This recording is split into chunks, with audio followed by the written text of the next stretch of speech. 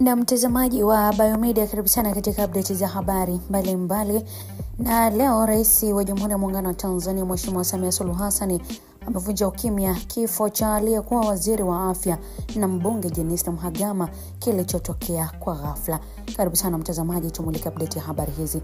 Aliyekuwa waziri wa afya wa Jamhuri ya Muungano wa Tanzania ambaye ni mbunge wa Peramiho Mheshimiwa Jenista Joakim Mhagama amefariki dunia leo tarehe 11 Disemba 2025 jijini Dodoma.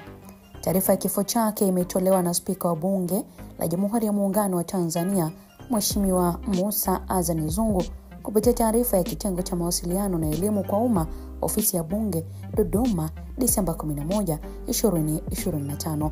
Nami nitanukuu: kwa masikitiko makubwa naomba kutangaza kifo cha mbunge wa Peramiho Mheshimiwa Jenista Joakim Mhagama kilichotokea leo Disemba 11, 2025 jijini Dodoma.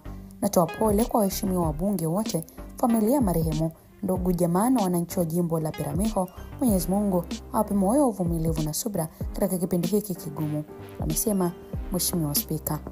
Ofisi ya mbunge kwa kushirikiana na familia ya marehemu inaratibu mipango ya mazishi na taratibu zaidi zitaendelea kutolewa. Mwenyezi Mungu ailaze roho ya marehemu mahali pema peponi. Amen. Imesema taarifa hiyo kutoka bungeni jijini Dodoma, ikitolewa na Mheshimiwa Zungu, Spika wa Bunge la Jamhuri ya Muungano wa Tanzania.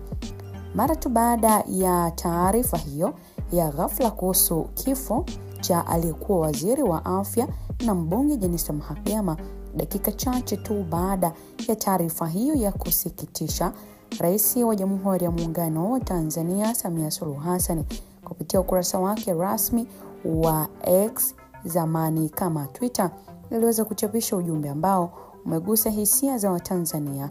Ngoja ninukuu alichoandika kwa faida yako mtazamaji wetu wa channel ya Biomedia. Mimi nitapitia ujumbe kama ambavyo uweza kuandikwa. Anasema: nimepokea kwa masikitiko taarifa ya kifo cha mbunge wa jimbo la Peramiho Mheshimiwa Jenista Mhagama.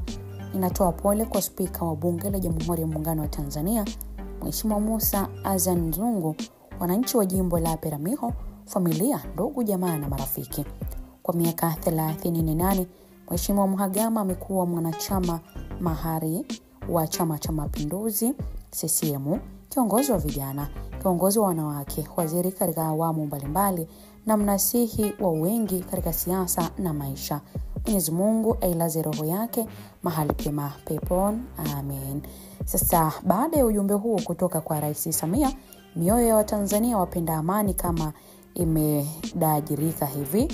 Hii ni kutokana na taarifa pia za uongo za kuzusha za wachochezi kwamba rais amepoteza maisha, jambo ambalo ni la uongo. Sasa baada ya hii posti kuhusu kifo cha Jenista Mhagama, rais yuko vyema kabisa na taarifa za wachochezi zipuuzwe.